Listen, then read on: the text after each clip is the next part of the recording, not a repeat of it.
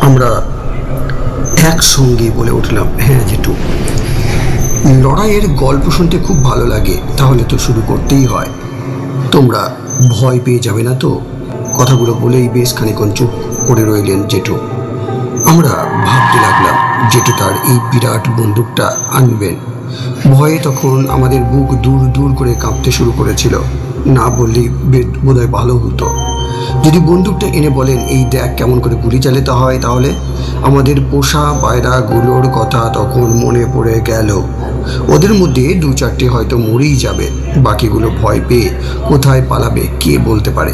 বড় বোকামি হয়েছে আমাদের বলা। হয়তো আমাদেরকে শূন্যে তুলে ধরবেন কোলপাজা করে, তারপর কিন্তু কি করবেন কিছুই বলা যায় না। যুদ্ধ কেমন হয় বোঝাবার জন্য এসব করতেই পারেন না জেঠু। সেসব কিছুই করলেন না। তার লম্বা ফৌজি চলাটার মধ্য থেকে কি যেন বের করতে লাগলেন। আমরা তখন ভয়ে জড়সড়। কি টেনে বের করবেন কে জানে। বের করলেন একটা মাঝারি সাইজের ফটো অ্যালবাম। তার মধ্যে গত কয়েক বছরের পেপার কাটিং জমিয়ে রেখেছিলেন। যে সমস্ত গ্যালেন্ট্রি অ্যাওয়ার্ড পেয়েছিলেন তাও এনেছিলেন একটা ছোট্ট ব্যাগের মধ্যে। উনি ভাবছিলেন দেখাবেন কি দেখাবেন না। বিশেষ করে ঠাকুমাকে যদি ভয় পেয়ে যান বিশ্রী রকমের, তাহলে হয়তো আর যেতে দেবেন না। আমাদের ঠাকুমা ছিলেন শক্ত মনের মানুষ। তিনি অনেকের সঙ্গে পরামর্শ করতে লাগলেন কি করে ফৌজি জেঠুকে আটকানো যায়। কিন্তু ফৌজি জেঠুকে আটকায় কার সাধ্যে? এমন লড়াইয়ের নেশা নাকি খুব কম লোকের মধ্যে দেখা যায়। সবাই বলতে লাগলেন অসম্ভব, মিলিটারিদের নিয়ম কানুন আলাদা। ছুটিতে এসে ফিরে না গেলে জোর করে ধরে নিয়ে যাবে আর নিয়ে গিয়ে বিচার করে সাজা দেবে। তার চেয়ে বরং ভাগ্যের ওপর ছেড়ে দেওয়াই ভালো। যদি কপাল ভালো থাকে তখন যুদ্ধক্ষেত্র থেকে বেঁচে ফিরে আসবে। কোনো জ্যোতিষীর কাছে যাওয়া মানুষ ছিলেন না ঠাকুমা। তাবিজ কবজেও বিশ্বাস করতেন না। ঈশ্বরে ছিল অগাধ বিশ্বাস। ঈশ্বর তার মনস্কামনা পূর্ণ করেছেন। দীর্ঘদিন পরে ছেলের সঙ্গে সাক্ষাৎ করিয়ে দিয়েছেন। এবার চাইছেন ছেলে আর যাতে ফিরে না যায়। তাই মন্দিরে মন্দিরে মানত করে বেড়াচ্ছেন। ঠাকুমা মন্দির থেকে ফিরে এলেন। ছোট কাকিমা ছিলেন প্রধান সংবাদদাতা। ঠাকুমা বসার পরে শুরু করলেন, মা বড়দার কোন এক মিলিটারি বন্ধু এসেছেন। ঠিক বড়দার মতো লম্বা আর হুবহু একই রকম দেখতে, মনে হয় যেন যমজ ভাই বা কার্বন কপি। বাইরের ঘরে বসিয়েছি, আপনাকে কিছু বলবেন বলে অপেক্ষা করছেন। চলো বৌমা আগে দেখা করি। বড় খোকা কোথায় বেরোলো তা বলতে পারবো না, তবে এই সোলজারটি আসার আগেই বড়দা ঝড়ের বেগে কোথায় যেন বেরিয়ে গেলেন। মিলিটারিটি ঠাকুমা আসার সঙ্গে সঙ্গে উঠে দাঁড়িয়ে হাত দিয়ে পায়ে প্রণাম করলেন। ঠাকুমা চেয়ারে বসার পর বললেন, মা একটি দুঃসংবাদ দেওয়ার ভার আমার ওপর পড়েছে। রাঘব ভাই কয়েকদিন পূর্বে আমাদের ছেড়ে চলে গেছে। হাসপাতালে চিকিৎসা চলছিল। ডাক্তাররা আপ্রাণ চেষ্টা করেও বাঁচাতে পারলেন না। আমরা একই রেজিমেন্টে কাজ করতাম। আমার খুবই ঘনিষ্ঠ বন্ধু ছিল। একসঙ্গে ব্যাটলফিল্ডে থেকেছি, লড়াই করেছি, ট্রেঞ্চেও কাটিয়েছি দিনের পর দিন। আপনার কথা খুব বলতো মায়ের সঙ্গে দেখা করা আমার খুব দরকার। ঠাকুমা শোনার পরে মূর্ছিতা হলেন। কাকিমার অবস্থাও ছিল তথৈবচ। আমার মা আড়াল থেকে শুনে থরথর করে কাঁপতে শুরু করলেন, আর একটু হলেই মাটিতে পড়ে যেতেন। আর আমরা ছোটরা ব্যাপারটা একেবারেই বুঝতে পারলাম না। যখন আমরা স্কুল থেকে ফিরে এসে শুনলাম, বাবা কাকারা তখন ছিলেন অফিসে। পুরো ঘটনাটি ঘটে গেল আধ ঘন্টার মধ্যে। আমাদের মনে তখন প্রশ্ন জেগেছিল, সেই ব্যক্তিটি কে যাকে আমরা আগের দিন সকালে দেখেছিলাম এবং যে আমাদের হাতে ভিজানো ছোলা দিয়েছিল আদা কুচির সঙ্গে। মায়ের সঙ্গে জেঠুর ঘর দেখতে গিয়েছিলাম। ঘরটিতে কিছুই ছিল না, না জেঠুর লম্বা নলওয়ালা বন্দুক, না ওর কোলবালিশের মতো মিলিটারির ঝোলা। আগের দুটো দিনকে স্বপ্নের মতো মনে হয়েছিল। সৈনিক যাওয়ার পূর্বে একটি খাম বসার ঘরে রেখে গিয়েছিল, যার মধ্যে ডাক্তারের সই করা জেঠুর ডেথ সার্টিফিকেট রাখা ছিল। শেষ হলো আজকের গল্প, রাধুর ফৌজি জেঠু। নমস্কার। গল্প সমগ্র চ্যানেলে আজকে আপনাদের কাছে নিবেদন রাধুর ফৌজি জেঠু, লিখেছেন মুকুল মাইতি। শুরু হচ্ছে আজকের গল্প রাধুর ফৌজি জেঠু।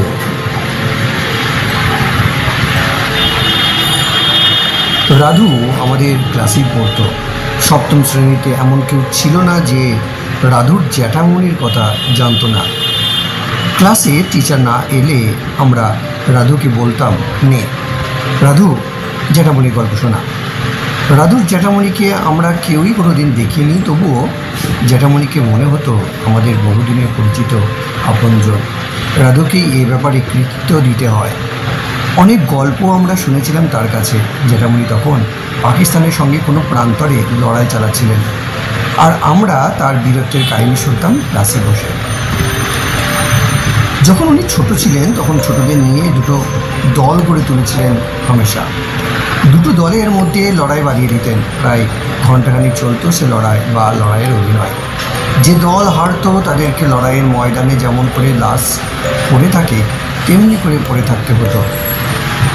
লড়াইয়ের ময়দানও ছিল রকম রকম, কখনো বন জঙ্গল ভরা ডোবার ধারে, আবার কখনো ধানের গদার ধারে, যেখানে নিজেকে অন্যের দৃষ্টি থেকে আড়াল করা যায়। পরদিন লড়াই শুরুর আগে পরাজিত পক্ষ জয়ীদেরকে একটা করে ট্রফি দিত। এই ছিল জ্যাঠামণি ছোটোবেলাকার লড়াইয়ের নিয়ম। এ নিয়ম ভাঙা চলবে না, ভাঙলে তাকে সবাই মিলে বয়কট করবে। দেওয়ালির রিভলভার নিয়ে লড়াই হবে। দু একজন ছাড়া কারোর কাছে বন্দুক ছিল না। আনোপটকা ফাটানোর রিভলভার যারা পরের বছরের জন্য তুলে রেখেছিল তারা এনে হাজির করল। চেক করে দেখা গেল তাতে ক্যাপ ফাটে না, কারণ স্প্রিং খারাপ। রাধুর জ্যাঠামণির ভালো নাম ছিল রাঘব বিজয়, ডাকনাম ছিল রঘু।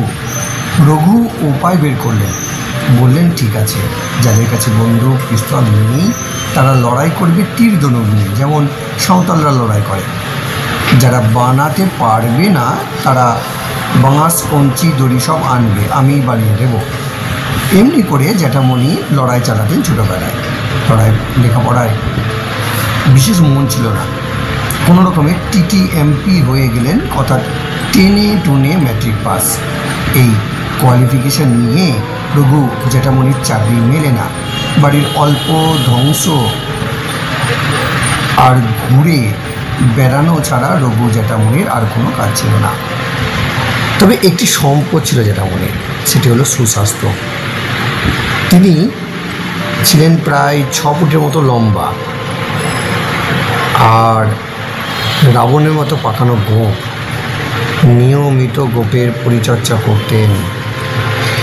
বাড়তে বাড়তে গোঁফ কান ছুঁই ছুঁই, কখনো তাতে আঠার মতো কি একটা ওষুধ লাগাতেন, তাতে মোচের ডগাটা সূচের মতো শুরু করে পাকানো থাকত। পাড়ার দাদু, স্থানীয় যারা যারা বলতেন, ভারী যত্নে লালন পালন করছে গোপখানা রঘু, এটার জন্য প্রাইজ পেয়ে যেতে পারো। রঘু এইসব ব্যাকা কথায় কান দেওয়ার লোক ছিলেন না। তেরোছা কথার কোনো প্রতিবাদও করতেন না। বুক চিতিয়ে বুক উঁচিয়ে ঘুরে বেড়াতেন সর্বদা। বলতে বলতে রঘু জেঠু একদিন সত্যিকারের একখানা প্রাইজ বগল দাবা করে ফেললেন। কী কাজে যেন শহরের দিকে গিয়েছিলেন। দেখেন ফৌজি জওয়ান বাহিনীতে ভর্তির জন্য বিরাট লম্বা লাইন পড়েছে। একেবারে রঘু জেঠুর মনের পছন্দ মাফিক কাজ। ধুতি পাঞ্জাবি পরতেন, পাঞ্জাবিটা খুলে ফেললেন, মাল কোচা মেরে লাইনে দাঁড়িয়ে পড়লেন। এক লহমায় সিলেক্ট। পরে জানা গিয়েছিল সেটা কি রঘু জেঠুর গোপ চোরাটির জন্য। এমন পাকানো গোপ চোরা দেখে সিলেক্টর সাহেবের মন মোহিত। বাড়ি এলেন পুরোপুরি ফৌজি জেঠু। বাড়ির সবাইকে অর্ডার করতে লাগলেন ফৌজি কায়দায়, যেন কমান্ডার ইন চিফ হয়ে গেছে। বাড়ির অবস্থা মোটামুটি ভালোই ছিল। কারণ ইচ্ছে নয় জেঠু ফৌজি বাহিনীতে যোগ দেন, কিন্তু নিজেই উনি পোশাক আশাক ট্রাঙ্কে ভরে ফেলেন। সঙ্গে নিলেন বিছানার পত্তর। 1 ঘন্টার মধ্যে সব কিছু তৈরি। ঠাকুমাকে প্রণাম করলেন, নিজের জিনিসপত্র নিয়ে বেরিয়ে গেলেন। বাবা কাকাদের সঙ্গে সামান্য পরামর্শ পর্যন্ত করলেন না। লড়াই করার এমন সুযোগ কি আর কোনোদিন পাওয়া যাবে? এসব মা কাকিমাদের মুখে শোনা, কারণ তখন আমাদের জন্মই হয়নি। মাস 6 পরে ফৌজি জেঠুর একখানা চিঠি এসেছিল। তিনি লাইনের চিঠি এবং 3 লাইনে, লড়াই চলছে, ভালো আছে, মা প্রণামীয়, কোথায় আছেন, কবে ফিরবেন, বা বাড়ির কে কেমন আছেন, বা চিঠিতে লিখতে দেরি কেন, বা কাউকে কোনো অনুরোধ, কিছুই নেই চিঠির মধ্যে। চিঠি শেষ, একেবারে ফৌজি কায়দায় চিঠি। ঠাকুমা বললেন, ওর মনটা পাষাণ হয়ে গেছে রে, না হলে এমন চিঠি কেউ লেখে? যাক, যেখানেই থাকুক যেন ভালো থাকে, ঈশ্বর মঙ্গল করুন। প্রায় চোখের জল ফেলতেন, কিন্তু রঘু জেঠুর চিঠিপত্র আসতো না। কখনো বাবাকে বলতেন, তো দাদার সম্পর্কে খোঁজখবর নিয়ে না বাবা। আবার কখনো ছোটো কাকাকে ধরতেন, বাবা কাকারা কোথায় খোঁজ নেবেন? যুদ্ধের সময় কোনো ব্যাটালিয়ান কোথায় আছে তা গোপন রাখা হয়, তাই কাউকে জিজ্ঞেস করে কোনো লাভ হবে না জানতেন। মাকে বাড়িতে এসে বলতেন, দাদা ভালো আছেন, মিলিটারিতে ভালো মন্দ খেয়ে দাদার স্বাস্থ্য ফিরে গেছে। এই কথা শুনে ঠাকুমা কি খুশি হতেন তা বলা যায় না। ডালা সাজিয়ে মন্দিরে পুজো দিয়ে আসতেন, আবার মানত করে আসতেন জেঠু যেন ভালোই ফিরে আসেন। মাস 6 পরে আর একখানা চিঠি হয়ে যেত, অনেক উঁচুতে রয়েছে, খুব ভালো লাগছে, লড়াই জারি রয়েছে। আগের মতনই 3 লাইনের চিঠি, 3টি বাক্য নিচে নিচে লেখা। ঠাকুমাকে এবার প্রণামও জানায়নি। 1 বছর কোনো চিঠিপত্রের বালাই নেই। ঠাকুমা কান্নাকাটি করেন বৌমাদের কাছে, তাতে সুরাহা কিছু হয় না। জেঠু ওদিকে রণক্ষেত্রে লড়ে চলেছেন। ছোটোবেলার শখ, যুদ্ধ করবেন, সেই যুদ্ধ খতম না করে আসবেন কী করে? সেদিন ছিল ভয়ঙ্কর বর্ষার দিন, সকাল থেকে অঝোরে বৃষ্টি হচ্ছিল, একেবারে আধার নেমে এসেছিল, কড়কড় কড়কড় করে বাজ পড়ছিল। আমরা ছোটরা তখন ঠাকুমার ঘরে গল্প শুনবো বলে ছেঁকেই ধরেছি ঠাকুমাকে। গল্প বলাও শুরু করেছিলেন ঠাকুমা। এমন সময় ছোটো কাকিমা এসে খবর দিলেন, বাইরের বসার ঘরে এক মিলিটারি ঢুকে পড়েছে। ঘরের মধ্যে কান্নাকাটির রোল উঠেছে। খিড়কির দরজা দিয়ে প্রায় সবাই প্রতিবেশী বাড়িতে গিয়ে ঢুকেছে। ছোটো কাকিমা ছিলেন খুব সাহসী, স্কুলে গার্ল গাইডের ট্রেনিং নিয়েছিলেন। সাহস করে ঠাকুমাকে খবরটা দিতে ছুটে এসেছেন। হয়েছিলেন আমাদের ফৌজি জেঠু। ছোটো কাকিমার চেনার কথা নয়, কারণ জেঠু মিলিটারিতে যোগ দেওয়ার পরে ছোটো কাকার বিয়ে হয়েছিল। কাকিমা ভাবতেই পারেননি দুর্যোগপূর্ণ চঞ্চলের সন্ধ্যেবেলায় কোনো অতিথির মতো আগমন হতে পারে। খবর শোনার পরে ঠাকুমা একটুও ঘাবড়ালেন না, তবে এটুকু ভাবলেন কোনো অশুভ খবর হয়তো এসেছে।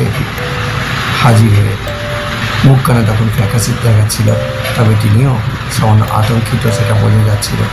এমন সময় জ্যাঠামণি এসে তারা বিশাল দেহখানা নুয়ে ঠাকুমার পায়ে হাত ছোঁয়ালেন। জ্যাঠামণির গলার স্বরও নাকি পাল্টে গিয়েছিল। গলার স্বর আগে কেমন ছিল আমাদের জানার কথা নয়, কেমন এক গাঁক গাঁক আওয়াজ শুনতে পেলাম। আমরা ছোটরা ভয় পেয়ে যে যার মায়ের কাছে দৌড় দিলাম।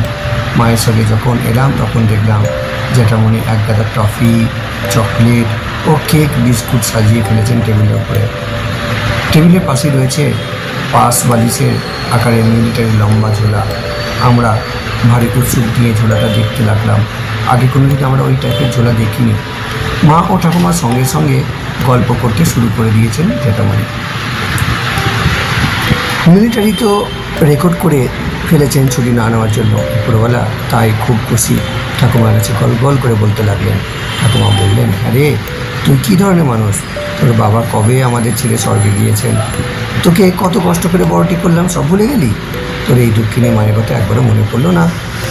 সেই বছর 2 পর্বে 2খানা 3 লাইনে চিঠি লিখে চুপ করে রয়ে গেলি। জ্যাঠামণির কোনো জবাব নেই, শুধু একবার বললেন, মা লড়াইয়ের ময়দানে আমি শুধু লড়াইয়ের কথাই চিন্তা করি, অন্য কারো কথা আমার মনে থাকে না। মুহুর্মুহু গোলাগুলি চলছে, শত্রু বিনাশী আমাদের কাজ, এগিয়ে যাওয়াই আমাদের লক্ষ্য। পিছনে কে আছে বা রয়ে গেল তার কথা একবারের জন্য ভাবি না। আমাদের দেশ মাতৃকার কথা ভাবতে হয়। বাহারি বন্দুকবাজ এই ঘরের মায়েরটির কথা কে চিন্তা করবে? নিয়মিত চিঠিপত্রও তো মানুষ দেয়, না দেয় না? মা তুমি আমাকে মাফ করে দিও বললে কি তোমরা বিশ্বাস করবে? সারা মন প্রাণ দিয়ে লড়ে যায়। তোমরা তো জানো ছোটো থেকে আমার লড়াইয়ের নেশা। সে রাতের মতো ঠাকুমা ও জেঠুর সংলাপ শেষ হলো। ঠাকুমার জমাট বাঁধা চোখের জল নিঃশব্দে ঝরে পড়লো। পরদিন সকালবেলা ঝড় রাত পার হয়ে ঝলমলে রোদ উঠেছে। আমাদের সকলেরই খুব ভালো লাগছিল। জেঠু ঘরটিতে একবার চুপি চুপি উঁকি মেরে দেখলাম। যখনই আমরা জেঠুর কাছে যাচ্ছিলাম তখনই দল বেঁধে যাচ্ছিলাম। ওই দৈত্যের মতো চেহারা কাছে একলা যাওয়ার মতো হিম্মত আমাদের ছিলই না। কোন ভোরে ফৌজি জেঠু উঠে পড়েছিলেন তা আমরা বলতে পারবো না।